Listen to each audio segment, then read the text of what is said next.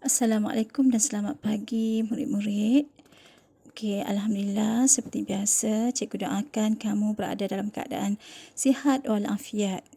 Okey, pada pagi ini seperti biasa kita akan melihat tajuk baru iaitu dalam buku teks kamu pada halaman 107 dengan tajuk Uniknya Muzium Mini.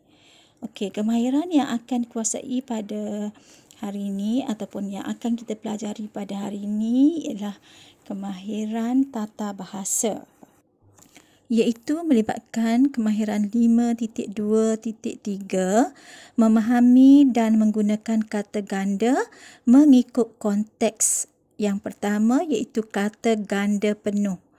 Dan kita akan dapati dalam tajuk Uniknya Muzium Mini ini pada halaman 107 kamu akan pelajari dan kenal pasti kata ganda penuh. Okey murid-murid, apakah yang dimaksudkan dengan kata ganda penuh? Kata ganda penuh ialah kata dasarnya diulang dan digandakan. Contohnya seperti pagi-pagi, benar-benar, bulat-bulat, guru-guru, baring-baring. Baiklah murid-murid, cuba kita perhatikan 3 contoh ayat di sini. Pertama, mata-mata itu sedang mengawal persimpangan jalan. Kedua, ular sawah itu menelan bulat-bulat seekor anak kambing. Dan ayat yang ketiga, pelajar itu rajin-rajin belaka. Murid-murid, kita dapati terdapat pengulangan perkataan, iaitu perkataan pada ayat pertama, mata menjadi mata-mata. Pengulangan perkataan pada ayat yang kedua, iaitu perkataan bulat menjadi bulat-bulat. Dan pengulangan dasar perkataan dasar rajin akan menjadi rajin-rajin. Itulah kata ganda penuh. Murid-murid sekalian, mari kita baca tajuk Uniknya Muzium Mini dan adakah dapat kita kenal pasti perkataan kata ganda penuh dalam petikan ini.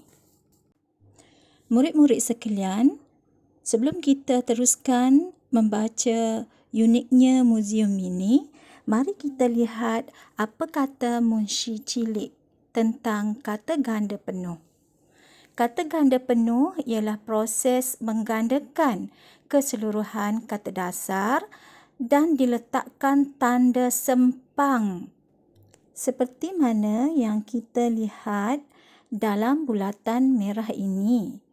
Terdapat tanda sempang pada perkataan gambar-gambar, cantik-cantik, tokoh-tokoh dan lagu-lagu.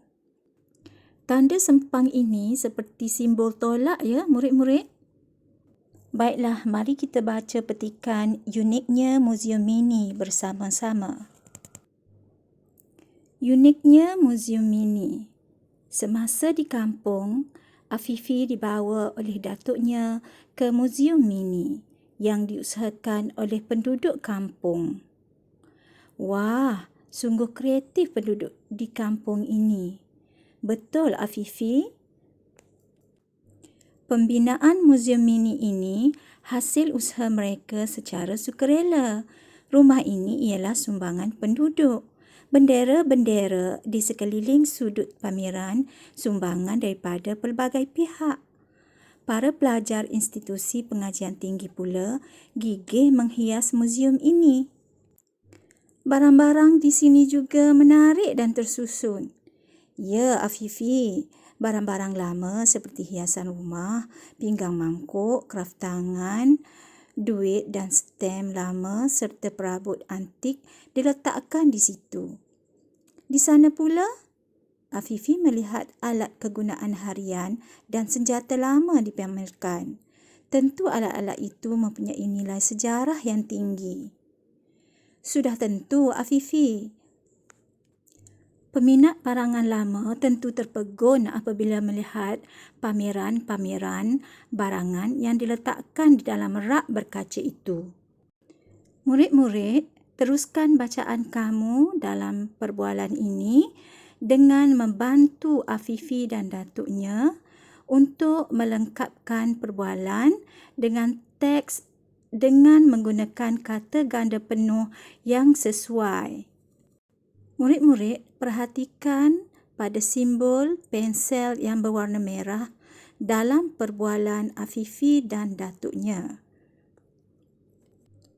Sebagai tugasan kamu ya murid-murid, pada hari ini kamu dikendaki melengkapkan teks perbualan Afifi dan datuknya dengan kata ganda penuh yang sesuai seperti yang terdapat dalam petak yang berwarna kuning. Tulis kata ganda, gambar-gambar, cantik-cantik, tokoh-tokoh dan lagu-lagu pada simbol pensel yang berwarna merah. Tulis semula perbualan ini selengkapnya dalam buku Bahasa Melayu penulisan kamu ya murid-murid. Jangan lupa gariskan kata ganda yang telah kamu kenal pasti. Murid-murid, cuba kita lihat kata ganda pada permulaan bacaan tadi ya. Kata ganda yang dikenal pasti tadi ialah bendera-bendera, barang-barang, alat-alat dan pameran-pameran.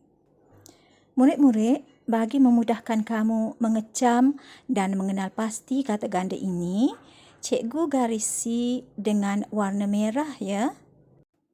Sebagai tugasan kamu dikendaki menulis semula perbualan ini dengan menulis melengkapkan kata ganda dalam perbualan antara Datuk dan Afifi ya pada ruangan pensel berwarna merah.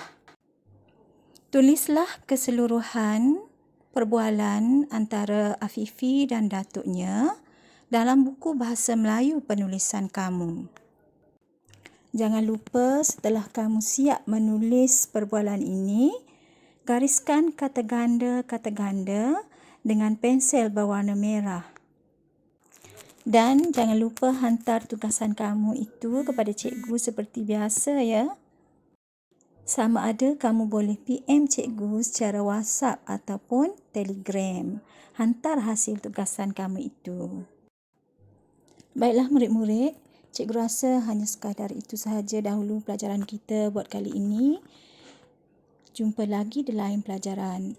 Mudah-mudahan kamu dapat menyiapkan tugasan kamu dengan penuh bertanggungjawab dan sabar dalam menuntut ilmu dan berusaha bersungguh-sungguh untuk kecemerlangan diri. Sekian, Assalamualaikum, selamat belajar dan jumpa lagi.